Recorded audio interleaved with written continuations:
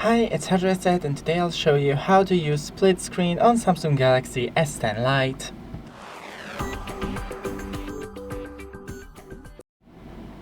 First, go into the settings of your phone, then scroll down into the advanced features and labs.